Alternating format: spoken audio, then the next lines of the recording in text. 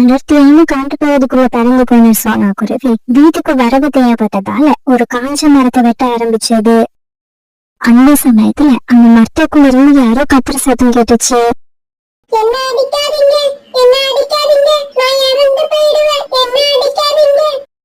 இந்த சமயத்துல சோனா குருவி அந்த மரத்தை வெட்டினதால அந்த மரம் ரெண்டா பறந்து ஒரு துண்டு கீழே விழுந்துருச்சு. இப்படி கீழே விழுந்த மரத்துல இருந்து ஒரு சின்ன குருவி வெளியே வந்துருச்சு. அந்த குருவியோட உடம்பு பூரா தங்க மாதிரி ஜொலிச்சுக்கிட்டு இருந்தது. ஏய் குருவி, நீ யாரு? நீ எப்படி இந்த மரத்துக்குள்ள வந்த? நான் ஒரு மந்திர குருவி.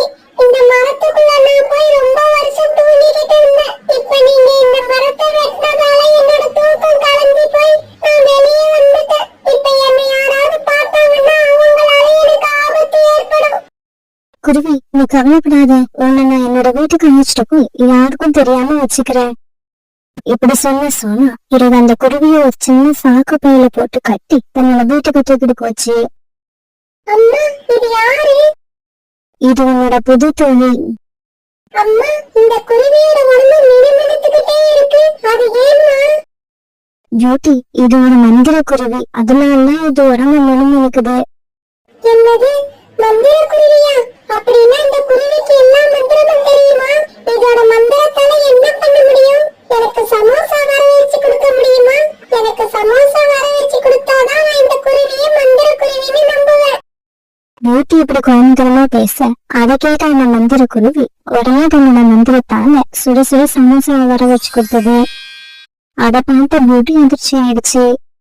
அம்மா அம்மா, இந்த குருவி உண்மையிலேயே மந்திர குருவிதான். இங்க பாருங்க, நான் கேட்ட மாதிரியே சமோசா வந்துருச்சு. இங்க பாரு பியூட்டி, உன்னோட தோழி பத்தி நீ வெளியில யார்கிட்டயும் சொல்லக்கூடாது. அப்படி நீ சொன்னா பிறகு மத்த பறவைகளால இந்த குருவியோட உயிருக்கு ஆபத்து வரும். பிறகு அடுத்தடுத்து வந்த நாட்கள்ல சோனா குருவியோட வாழ்க்கை தலைகீழா மாறிடுச்சு. இவங்க ஆசைப்பட்டதையெல்லாம் அந்த மந்திர குருவி தன்னுடைய மந்திர சக்தியால வர வச்சு கொடுத்தது. ஒரு நாள் ராத்திரி சோனா குருவி தையல் மிஷின்ல தூங்க வச்சுக்கிட்டு இருந்தது. ஆண்டி, நீங்க தூங்க போகலையா? இங்க என்ன பண்ணிக்கிட்டு இருக்கீங்க? இந்த துணியெல்லாம் தச்சு நாளைக்கு கொடுக்கணும். அதனால இன்னைக்கு ராத்திரி பூரா கனி வச்சு இதையெல்லாம் தச்சு ஆகணும். ஆண்டி, இதுக்காக நீங்க இவ்வளவு கஷ்டப்பட தேவையில்லை. நீங்க போய் படுத்து தூங்குங்க. நாளைக்கு காலையில எல்லா துணியையும் தச்சு ரெடியா வச்சிருப்பேன். அந்த மந்திர குருவி இப்படி சொன்ன உடனே சோனா தைக்க வேண்டிய துணி எல்லாத்தையும் ஒரு இடத்துல அடுக்கி வச்சது. இந்த துணி எல்லாத்தையும் நாளைக்கு நான் தச்சு கொடுக்கணும். ஒருவேளை இன்னைக்கு ராத்திரிக்குள்ள நான் தச்சு முடிக்கலன்னா நாளைக்கு பறவைகள் எல்லாம் வந்து என்னோட கழுத்தை பிடிச்சிருவாங்க. ஆண்டி, நீங்க கவலைப்படாம போய் தூங்குங்க. நாளைக்கு நீங்க எந்திரிச்சு பாக்குறப்ப எல்லா துணியும் தச்சு ரெடியா இருக்கும். அந்த மந்திர குருவி இப்படி சொன்ன உடனே சோனா குருவி தன்னோட கூட்டுல படுத்து தூங்க ஆரம்பிச்சது. மறுநாள் பொழுது விடிஞ்சிச்சு. இந்த மந்திர குருவி அவன் சொன்ன மாதிரி எல்லா துணியையும் தச்சு ரெடியா வச்சிருந்தது. அதை பார்த்து சோனா குருவி வீட்டும் ரொம்ப சந்தோஷப்பட்டாங்க. அந்த மந்திர குருவி இப்படி சோனா குருவியோட குடும்பத்துக்கு உதவி பண்ணி அவங்கள சந்தோஷமா வச்சிருந்தது. ஒரு நாள் வீட்டுல இருந்து வெளியே கிளம்ப போன பியூட்டிய பார்த்து அந்த மந்திர குருவி இப்படி பேச ஆரம்பிச்சது. பியூட்டி, நீ எங்க கிளம்பிட்ட? நான் கோரி ஆண்டியோட வீட்டுக்கு போறேன். இரு இரு, உன்னோட கழுத்துல எதுவுமே இல்லாம இருக்கு. நான் ஒரு மணி வர வச்சு தரேன், அதை போட்டுக்கிட்டு போ. இப்படி சொன்ன அந்த மந்திர குருவி தன்னோட மந்திரத்தால ஒரு அழகான மணியை வர வச்சு கொடுத்தது. உடனே பியூட்டி அந்த மணியை எடுத்து தன்னோட கழுத்துல போட்டுக்கிட்டு கோரி வீட்டுக்கு போச்சு. கோரி ஆண்டி, அம்மா இந்த பழங்களை உங்ககிட்ட கொடுத்துட்டு வர சொன்னாங்க. அப்படியா? அது இருக்கட்டும். நீ கழுத்துல போட்டிருக்க மணி ரொம்ப அழகா இருக்கு. இதை எங்க வாங்கின? ஆண்டி, இந்த மணியை நான் பணம் கொடுத்து வாங்கல. என்னோட தோழி மந்திர குருவி தன்னோட மந்திர சக்தியால வர வச்சு கொடுத்துச்சு. அந்த மந்திர குருவியை பத்தி யாருக்கிட்டையும் சொல்லக்கூடாதுன்னு கம்மாசினிடம் வந்துட்டு அந்த மந்திர குருவியை பத்தி கோரிக்காவதுகிட்ட சொல்லிடுச்சு. என்னது, மந்திர குருவியா? அப்படின்னா இதுக்கு பின்னால ஏதோ பெரிய விஷயம் இருக்கு. அது என்னன்னு கண்டுபிடிக்கணும். பிறகு ராத்திரி ஆச்சு. கோரிக்காவை தன்னோட கணவர்கிட்ட பியூட்டி சொன்ன எல்லா விஷயத்தையும் சொல்ல ஆரம்பிச்சது. ஆமாம் காலுஜி, நான் சொன்னதெல்லாம் உண்மைதான். அந்த மந்திர குருவி சோனா குருவி குடும்பத்துக்கு தேவையானதெல்லாம் வர வச்சு கொடுக்குது. அந்த குருவி நம்ம வீட்டுல இருந்தா எப்படி இருக்கும்னு ஒரு நிமிஷம் யோசிச்சு பாருங்க. சரிவா, பியூட்டி சொன்னதெல்லாம் உண்மையானு நாம போய் பார்த்துட்டு வருவோம். இப்படி பேசிக்கிட்ட காலுக்காகவும் கோரிக்காவும் சோனா குருவி வீட்டை நோக்கி பறந்து போனாங்க. இவங்க அங்க போய் பார்த்தப்ப சோனா குருவி வீட்டு ஜன்னல் வழியா அந்த மந்திர குருவியோட முகமுழுக்கு முடிவு தெரிஞ்சது. காலேஜி, அந்த பியூட்டி சொன்னதெல்லாம் உண்மைதான் போல இருக்கு. எனக்கு ரொம்ப ஆச்சரியமா இருக்கு. கோரி, நீ இங்கேயே இரு. நான் ஜன்னல் வழியா சோனா குருவி வீட்டுக்குள்ள போறேன். முடிஞ்சா அந்த மந்திர குருவியை இப்பவே தூக்கிக்கிட்டு வந்துடுறேன். காலுஜி, ஜாக்கிரதையா போயிட்டு வாங்க. அதுவே மந்திர குருவி. அதோட மந்திரத்தால உங்களுக்கு ஏதாவது ஆபத்து வந்துட போகுது. ஒரு காலுக்காக சோனா குருவி கூட வீட்டுக்குள்ள போக கோரிக்காக ஜன்னல் வழியா எட்டி பார்த்துச்சு. இந்த சமயத்துல தூங்குற மழை நடிச்சுக்கிட்டு இருந்த அந்த மந்திர குருவி எழுந்திரிச்சு உட்காந்துருச்சு. காவியங்களே, நீங்க நினைச்ச மாதிரி என்ன அவ்வளவு ஈஸியா நீங்க தூக்கிக்கிட்டு போக முடியாது. தீய எண்ணத்தோட இந்த வீட்டுக்குள்ள யார் வந்தாலும் நான் உங்களுக்கு தண்டனை கொடுப்பேன். இப்படி சொன்ன அந்த மந்திர குருவி தன்னோட மந்திர சக்தியான காலுக்காகத்தை ஒரு பந்தா மாத்திருச்சு. இதெல்லாம் பார்த்த கோரிக்காவும் பயந்து போய் இந்த இடத்த விட்டு பறந்து போயிடுச்சு. என்னோட காலேஜி ஒரு பந்தா மாறிட்டாரு. அவர் இல்லாம இதுக்கப்புறம் என்னால எப்படி தனியா வாழ முடியும்? மறுநாள் பொழுது விடிஞ்சிச்சு. காலையில எழுந்திரிச்சவுடன் தன்னோட வீட்டுல இருந்த அந்த பந்த பார்த்த பியூட்டி அதை வச்சு விளையாட ஆரம்பிச்சது. ஐயோ ஐயோ, உடம்பெல்லாம் வலிக்குதே. பியூட்டி, என்ன உதைக்காத. நான் உங்க வீட்டுக்குள்ள வந்தது தப்புதான். அதுக்காக என்ன இப்படி உதைச்சு விளையாடாத. ஆனா காலுக்காக கத்துனது எதுவும் பியூட்டி காதல வேலை. அதனால தொடர்ந்து அந்த பந்த உதச்சு விளையாடிக்கிட்டே இருந்துச்சு. கொஞ்ச நேரத்துல கோரிக்காக சோனா குருவி வீட்டுக்கு வந்து சோனா குருவி கிட்ட இப்படி கெஞ்ச ஆரம்பிச்சது. சோனா சோனா, நானும் என்னோட கணவரும் பெரிய தப்பு பண்ணிட்டோம். எங்களை மன்னிச்சிடு. இப்படி சொன்ன கோரிக்காவும் நல்ல கதவை நோக்கி சோனா குருவி கிட்ட சொல்லுச்சு. என்னோட கணவரை மறுபடியும் காகமா மாத்தி என்கிட்ட கொடுத்துடு. நாங்க இதுக்கப்புறம் உன் வீட்டு பக்கமே வரமாட்டோம். இதையெல்லாம் கேட்ட சோனா குருவி அதிர்ச்சி ஆயிடுச்சு. பிறகு அந்த மந்திர குருவி கிட்ட போய் இப்படி பேச ஆரம்பிச்சது. மந்திர குருவி, இந்த பந்து உண்மையான பந்தா இல்ல இது ஒரு காகமா? ஆண்டி, ஓரி ஆண்டி சொன்னது எல்லாமே உண்மைதான். என்ன திருட வந்த இந்த காகத்தை நான் தான் பந்தா மாத்தினேன். மந்திர குருவி, அவங்க ஏதோ பேராசையால இந்த தப்பு பண்ணிட்டாங்க. இதுக்கப்புறம் இந்த மாதிரி தவறு நடக்காத இந்த காவல் என்கிட்ட சொல்லி இருக்கு. அதனால தயவு செய்து பந்தா இருக்கிற அந்த காகத்தை பழைய உருவத்துக்கு மாத்திடு. சோனா குருவி இப்படி சொன்ன உடனே அந்த மந்திர குருவி அந்த பந்தை மறுபடியும் காகமா மாத்திருச்சு. நான் மாறிட்டேன், மறுபடியும் காகமா மாறிட்டேன். இதுக்கப்புறம் என்ன பியூட்டி உதைக்காது. அப்பாடா, இப்பதான் எனக்கு நிம்மதியா இருக்கு. காலேஜி, பந்தா மாறின எக்ஸ்பீரியன்ஸ் உங்களுக்கு எப்படி இருந்துச்சு? அதை ஏன் கேக்குற? உடம்பு பூரா வலிக்குது. பியூட்டி பாக்குறதுக்கு தான் சின்ன குழந்தை மாதிரி இருக்கு. ஆனா அது உதைச்சா எப்படி தெரியுமா வலிக்குது? கோரிக்காக சொன்னதை கேட்டுட்டு சோனா குருவி பியூட்டி மந்திர குருவி இவங்க 3 பேரும் சத்தம் போட்டு சிரிச்சாங்க. இதை பார்த்து வைக்கப்பட்ட கண்ணு உடனே இடத்த விட்டு பழக்கானாங்க.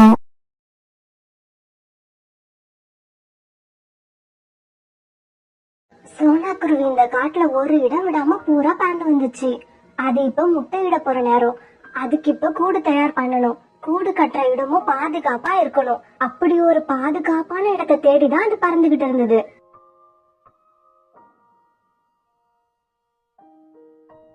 கடைசியா சோனா குருவிக்கு அப்படி ஒரு மரம் கிடைக்க அந்த மரத்து மேல வந்து உட்கார்ந்தது. பக்கத்துல உள்ள மரத்துல காலுக்காகவும் கோரிக்காகவும் கூடு கட்டி வாழ்ந்து வந்தாங்க. சோனா குருவி வந்து பக்கத்து மரத்துல உட்கார்ந்ததை பார்த்த கோரிக்காகவும் காலுக்காகத்துக்கிட்ட இப்படி கேட்டது. காலு, இந்த குருவி ஏன் இங்க வந்து உட்காருது? அந்த மரத்துல கூடு கீடு கட்ட போகுதா? பாக்குறதுக்கு இந்த குருவி கூடு கட்ட வந்த மாதிரி தான் இருக்கு. அது இந்த காட்டுக்கு வாழ்றதுக்காக வந்திருக்குன்னு நினைக்கிறேன். இவங்க இப்படி பேசிக்கிட்டு இருக்க சோனா குருவி அவங்க கிட்ட பறந்து வந்து உட்காந்துச்சு. காகம்னா, நான் வேற காட்டுல இருந்து வரேன். நான் இப்ப முட்டையிடுற நேரம். அதுக்காக பக்கத்து மரத்துல நான் கூடு கட்டிக்கலாமா? இந்த காட்டுல ஏற்கனவே உணவு கிடைக்கிறது ரொம்ப கஷ்டமா இருக்கு. இதுல உனக்கு குழந்தைங்க வேற பிறந்தா அவங்க உணவுக்கு என்ன செய்வ? அத பத்தி நீங்க கவலைப்படாதீங்க. நான் உணவு தேடுறதுல கில்லாடி. எவ்வளவு வறட்சி வந்தாலும் நான் எப்படியாவது உணவு தேடி கொண்டு வந்துருவேன். எனக்கு எல்லா வேலையும் தெரியும். உனக்கு உணவு தேடுறது ஒரு பிரச்சனை இல்லைன்னா தாராளமா கூடு கட்டிக்கோ. நாங்க ஒன்னும் மறுப்பு சொல்ல போறதில்ல. இத கேட்ட சோனா குருவி ரொம்ப சந்தோஷமா அங்கிருந்து போச்சு. மறுநாள் பொழுது விழுந்துச்சு.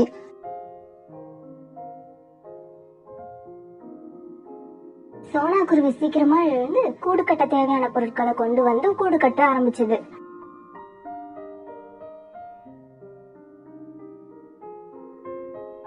இத பார்த்த கோரிக்காவும் காலுக்கிட்ட இப்படி கேட்டது. காலு, நீ ஏன் அந்த குருவியை இங்க கூடு கட்ட சம்மதிச்ச? அங்க பாரு, கூடு கட்டுற வேலை இப்பவே துவங்கிடுச்சு. அது குழந்தைங்க எப்பவும் கத்திக்கிட்டே இருக்கும். நம்மளால நிம்மதியா தூங்கவே முடியாது. கோரி, உணவு தேடுறதுல நான் ஒரு கில்லாடின்னு அந்த குருவி சொன்னது உனக்கு ஞாபகம் இல்லையா? உணவு தேடுறதுல அது கில்லாடின்னா உணவை திருடுறதுல நம்ம கில்லாடி. அந்த குருவி இங்க இருக்கிற வரைக்கும் நமக்கு உணவை பத்தின கவலையே இல்ல. காலேஜி, இந்த விஷயம் என் மூளைக்கு எட்டவே இல்ல. காலேஜின்னா காலேஜி தான். பக்கத்துல சோனா குருவி அழகான கூட்டை கட்டி முடிச்சது. என்னோட கூட்டை ரொம்ப பலமா அழகா ரெடி பண்ணிட்டேன். எனக்கு பசிக்கிற மாதிரி இருக்கு, போய் உணவு எடுத்துட்டு வருவோம். உணவு தேட சோனா குருவி காட்டுக்குள்ள போச்சு. அங்க அதுக்கு கொஞ்சம் தானியங்கள் கிடைச்சது. அந்த தானியங்களை எடுத்துக்கிட்டு தன்னோட கூட்டுக்கு வந்துச்சு. தானியங்களை சாப்பிட்டு அன்னைக்கு இரவு சோனா குருவி நிம்மதியா தன்னோட புது கூட்டுல தூங்குச்சு. மறுநாள் பொழுது விழுந்துச்சு. இன்னைக்கு சோனா குருவி 2 முட்டை இட்டது. முட்டைய பார்க்க சோனா குருவி ரொம்ப சந்தோஷமா இருந்துச்சு. இன்னும் கொஞ்ச நாள்ல என்னோட முட்டையில இருந்து குழந்தைங்க வெளிவந்துரும். நல்ல நல்ல உணவுகளா கொடுத்து அவங்கள சீக்கிரமா பெரியவங்களா ஆக்கிடுவேன். இப்படி சொன்ன சோனா குருவி காகத்தோட கூட்டுக்கு போச்சு. நான் உணவு தேட போறேன். நான் வர வரைக்கும் என்னோட முட்டைகளை கொஞ்சம் பாத்துக்கிறீங்களா? தாராளமா போய் வா. அப்படியே உணவு கொஞ்சம் அதிகமா கிடைச்சா எங்களுக்கும் சேர்த்து எடுத்துக்கிட்டு வா. கண்டிப்பா, அதிகமா கிடைச்சா கண்டிப்பா எடுத்துட்டு வருவேன். பிறகு சோனா அங்க இருந்து பறந்து போச்சு. அம்மா அம்மா, எனக்கு ரொம்ப பசிக்குதுமா. அப்பா உணவை எடுத்துக்கிட்டு எப்ப வருவாங்க? ஜக்கு, உங்க அப்பா காலையில கிளம்பி போனாரு. ஆனா எப்ப வருவாரு சொல்ல முடியாதே. சரி இரு, குருவியோட கூட்டுல ஏதாவது இருக்கான்னு பாக்குறேன். இருந்துச்சுன்னா சத்தம் போடாம தூக்கிட்டு வந்துடுறேன்.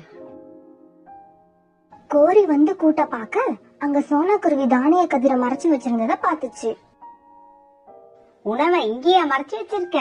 உணவை இங்க மறைச்சு வச்சுட்டு மறுபடியும் உணவு தேட போகுது. இவ்வளவு உணவை எங்க இருந்து தான் தேடி கண்டுபிடிக்குதோ? இப்படி சொன்ன கோரி அந்த நெற்கதிரை எடுத்துக்கிட்டு தான் கூட்டுக்கு திரும்பிச்சு. அந்த உணவு சோனா குருவி பிறக்க போற தன் குழந்தைங்களுக்காக சேகரிச்சு வச்சிருந்தது. கொஞ்ச நேரம் கழிச்சு சோனா குருவி திரும்பி வந்துச்சு. என்ன இது, பிறக்க போற குழந்தைங்களுக்காக உணவு சேகரிச்சு வச்சிருந்தனே, அது எங்க காணும்? நானும் சாப்பிடலையே.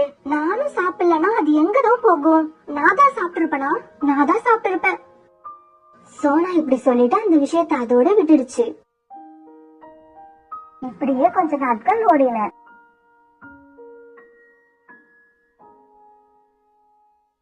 சோனாவோட 2 முட்டையில இருந்தும் 2 குழந்தைங்க பிறந்துச்சு. அதுங்க பார்க்க ரொம்ப அழகா இருந்துச்சுங்க. அம்மா, எனக்கு ஏதாவது சாப்பிட கொடு, எனக்கு ரொம்ப பசிக்குது. அம்மா, எனக்கும் பசிக்குது, எனக்கும் உணவு கொடு. என் செல்லங்களே, உங்களுக்காக அம்மா ஏற்கனவே உணவு தயாரா வச்சிருக்கேன். நீங்க எதை சாப்பிடுவீங்களா? அம்மா போய் உணவு தேடி எடுத்துட்டு சீக்கிரமா வந்துருவலாம். இப்படி சொல்லிட்டு சோனா குருவி உணவு தேட போச்சு. சோனா குருவி போறத பார்த்த கோரிக்காக வேகமா சோனா கூட்டுக்கு போச்சு. அங்க சோனாவோட குழந்தைங்க சாப்பிட்டுக்கிட்டு இருந்த உணவை தூக்கிடுச்சு. ஆண்டி, இந்த உணவு எங்களோடது. எங்க அம்மா இத கொடுத்து சாப்பிட சொல்லிருக்காங்க. நீங்க ஏன் இதை எடுக்கிறீங்க? எங்களுக்கு ரொம்ப பசிக்குது. வாயை மூடுங்க. ஏதாவது பேசுனீங்க அடி பின்னிடுவா. இப்படி இதை எடுத்துக்கிட்டு போனாலும் உங்க அம்மா கிட்ட சொன்னீங்க, உங்களையும் அடிப்பேன், உங்க அம்மாவையும் அடிப்பேன். நான் உணவை எடுத்துக்கிட்டு போனதை பத்தி யார்கிட்டயும் மூச்சு விடக்கூடாது. இத கேட்ட குழந்தைங்க 2 பேரும் ரொம்ப பயந்துட்டாங்க. கோரி உணவை எடுத்துக்கிட்டு பறந்து போச்சு. ஜக்கு, சாப்பிடு சாப்பிடு. அந்த குருவி வர்றதுக்கு முன்னாலே சாப்பிட்டு முடிச்சிடு. கோரி, அந்த குருவியோட குழந்தைங்க முன்னாடியே உணவை திருடிட்டு வரியே, குருவி கிட்ட அந்த குழந்தைங்க சொல்லிடுச்சுன்னா என்ன பண்ணுவ? நான் அந்த பசங்களை நல்லா மிரட்டி வச்சுட்டு வந்திருக்கேன். அதுங்க கண்டிப்பா சொல்லாது. இப்ப உணவு எடுத்துட்டு சோனா குருவி திரும்பி வந்துச்சு. என் செல்லங்களே, உணவு சாப்பிட்டு முடிச்சிட்டீங்களா? அந்த குழந்தைங்க 2 பேரும் கோரிக்காக மிரட்டினதுல பயந்து போய் இப்படி சொன்னாங்க. ஆமாமா, சாப்பிட்டு முடிச்சிட்டோம். சோனா குருவி உணவு தேடி கொண்டு வராது, அத காலுக்காக திருடி தன் குழந்தைங்களுக்கு கொடுக்க வேண்டியது. இது ஒரு தொடர் கதையா நடக்க ஆரம்பிச்சது. சரியான உணவு இல்லாதால சோனா குருவியோட குழந்தைங்க ரொம்ப பலவீனமானாங்க. இத பார்த்த சோனா குருவிக்கு ரொம்ப கவலையாயிடுச்சு. என் குழந்தைங்களுக்கு எவ்வளவோ கஷ்டப்பட்டு நல்ல நல்ல உணவா தேடி கண்டுபிடிச்சு கொண்டு வர, பிறகும் ஏன் இவங்க இப்படி பலவீனமா இருக்காங்க? இவங்க டாக்டர் கிட்ட தான் அழைச்சிட்டு போகணும். பிறகு சோனா குருவி தன் குழந்தைங்களை டாக்டர் கிட்ட அழைச்சிட்டு போச்சு. சோனா, உன் குழந்தைங்க ரொம்ப பயந்த மாதிரி இருக்காங்க. அப்புறம் அவங்களுக்கு உணவு சரியா கிடைக்கல போல இருக்கு. இவங்களுக்கு நல்ல நல்ல சத்தான உணவா கொடு. என் குழந்தைங்களுக்கு நல்ல நல்ல உணவா தேடி தான் கொண்டு வந்து கொடுக்கறேன். அப்படியும் பலவீனமா போறாங்க. இந்த மருந்த உன் குழந்தைங்களுக்கு கொடு. அது கூடவே சத்தான உணவுகளையும் கொடு. பிறகு சோனா குருவி தன் குழந்தைங்களை அழைச்சுக்கிட்டு அங்கிருந்து கிளம்பிச்சு. காலு, இந்த குருவி தன் குழந்தைங்களை அழைச்சிட்டு எங்க போயிருக்கோம்? அது குழந்தைங்களை அழைச்சிக்கிட்டு டாக்டர்கிட்ட போனதை நான் பார்த்தேன். குழந்தைங்க உடம்பு பலவீனமா இருக்குன்னு டாக்டர் கிட்ட போயிருக்கோம். யார்கிட்ட போய் என்ன பண்றது? ஜக்கும் நானும் அவங்க உணவை சாப்பிடுற வரைக்கும் அதுங்க உடம்பு பலவீனமா தான் இருக்கும். இப்படி சொல்லிட்டு 3 பேரும் சிரிச்சாங்க. என் செல்லங்களா, இந்த பழங்களை சாப்பிடுங்க. அம்மா நதி வரைக்கும் போய் உங்களுக்கு தண்ணி எடுத்துக்கிட்டு வரேன். சோனா குருவி நதி பக்கம் பறந்து போச்சு. அது போறத பார்த்த கோரிக்காகவும் குழந்தைங்க கிட்ட போச்சு. குழந்தைங்களா, அந்த பழங்களை இப்படி கொடுங்க. உங்க அம்மா உங்களுக்கு வேற பழம் கொண்டு வருவாங்க. பழங்களை நீங்க எடுத்துக்கோங்க, ஆனா எங்களையோ எங்க அம்மாவையோ அடிக்க கூடாது. நான் இப்படி வந்து உணவை திருடிக்கிட்டு போறத யார்கிட்டயும் சொல்லாத வரைக்கும் நான் உங்களையோ உங்க அம்மாவையோ அடிக்க மாட்டேன். பிறகு பழங்களை எடுத்துக்கிட்டு கோரிக்காகவும் தான் கூட்டுக்கு போச்சு. இந்த கருப்பு ஆண்டி ரொம்ப கெட்டவங்க. இவங்கள பத்தி இன்னைக்கு அம்மா கிட்ட சொல்லதான் போறேன். அப்படி சொல்லாத. சொன்ன அந்த ஆண்டி நம்மளையும் நம்ம அம்மாவையும் அடிச்சு கொன்னுடுவாங்க. இப்படி நம்ம சாப்பிடாமலே இருந்தா கூட சாகதான் போறோம். நம்ம இறந்தா அம்மா என்ன உயிரோடையா இருக்கும்? இன்னைக்கு நான் அம்மா கிட்ட சொல்றதுதான். அப்ப நதி பக்கம் போன சோனா குருவி திரும்பி வந்துச்சு. நான் சொல்லதான் போறேன். சொல்லாத, அப்புறம் ஆண்டி நம்ம எல்லாரையும் கொன்னுடுவாங்க. குழந்தைங்க இப்படி பேசிக்கிறத கேட்ட சோனா குருவிக்கு குழப்பமாயிருச்சு. என் செல்லமே, நீங்க சொல்லுங்க, அம்மா கிட்ட என்ன சொல்ல போறீங்க? அம்மா, தினமும் நீங்க எங்களுக்கு கொடுக்கற உணவை எதிர்கூட்டுல இருக்கிற கருப்பு ஆண்டி வந்து எடுத்துக்கிட்டு போயிடுவாங்க. இத உங்க அம்மா கிட்ட சொன்னா உங்களையும் உங்க அம்மாவையும் கொன்னுடுவேன்னு மிரட்டி வச்சிருக்காங்க. இப்ப சோனா குருவிக்கு எல்லாமே புரிய வந்தது. என் குழந்தைங்க நாளுக்கு நாள் பலவீனமா போய்கிட்டு இருக்கிறதுக்கான காரணம் இப்பதான் எனக்கு புரியுது. என் செல்லங்களே, எந்த விஷயமா இருந்தாலும் சரி, உங்களோட அம்மா கிட்ட இருந்து மறைக்கவே கூடாது. கோரிக்காகவும் காலுக்காகவும் ஏதோ வேலையா வெளியே போயிருந்தாங்க. ஜக்கு மட்டும்தான் கூட்டுல தனியா இருந்தான். அப்போ ஒரு பாம்பு காகத்தோட கூட்டு பக்கம் வந்துச்சு. அது ஜக்குவ விழுங்க பாக்குது. அப்ப அத பார்த்த சோனா குருவி வேகமா பறந்து போய் ஜக்குவ தான் 2 கால்களால தூக்கிட்டு தன்னோட கூட்டுக்கு வந்துச்சு. ஜக்கு பாம்பை பார்த்ததால ரொம்ப பயந்து போயிருந்தான். ஆண்டி, ஆண்டி, அந்த பாம்பு ரொம்ப பெருசா இருந்தது. நீங்க மட்டும் வரலன்னா அது நேரம் என்ன விழுங்கி இருக்கும். அப்ப அங்க வந்த கோரியும் காலும் கூட்டுல ஜக்குவ காணாம சோனா குருவி கூட்டுக்கு வந்தாங்க. ஜக்கு, ஜக்கு, ஏன் இங்க வந்த? நீ ஏன் அழுதுகிட்டு இருக்க? அம்மா, நம்ம கூட்டுக்கிட்ட பெரிய பாம்பு வந்துச்சு. ஆண்டி தான் என்ன காப்பாத்துனாங்க. இல்லன்னா அது என்ன விழுங்கி இருக்கும். கோரி, இனிமேலாவது எல்லா குழந்தையும் தான் குழந்தையா பாக்க கத்துக்க. நான் இப்ப அப்படி நினைச்சுதான் ஜக்குவ காப்பாத்துறேன். ஆனா நீங்க என் குழந்தைங்க கிட்ட இருந்து உணவு திருடிட்டு போய் சாப்பிட்டிருக்கீங்க. உங்களுக்கு வெக்கமா இல்ல? கோரியும் காலும் சோனா பேசுனதை கேட்டு எந்த பதிலும் சொல்ல முடியாம நின்னாங்க. ஏன்னா சோனா குருவியோட குழந்தைங்க கிட்ட இருந்து இவங்க உணவு திருடியும் சோனா குருவி இவங்க மகளோட உயிரை காப்பாத்திருக்கு. நான் இந்த கூட்டுல இருந்து என் குழந்தைங்களை அழைச்சிட்டு போக போறேன். ஆனா ஒண்ணு மட்டும் ஞாபகம் வச்சுக்கோங்க, மத்தவங்களுக்கு தொல்லை கொடுக்கற யாருமே கடைசி வரைக்கும் நிம்மதியா வாழ முடியாது. சோனா, எங்களை மன்னிச்சிடு. இனிமே இப்படி திருட மாட்டோம். உன்ன மாதிரி ஒரு நல்ல மனசு கொண்ட குருவி எங்க தேடினாலும் கிடைக்காது. இருந்தாலும் சோனா குருவி தான் குழந்தைங்களை அழைச்சுக்கிட்டு அங்கிருந்து பறந்து போயிடுச்சு.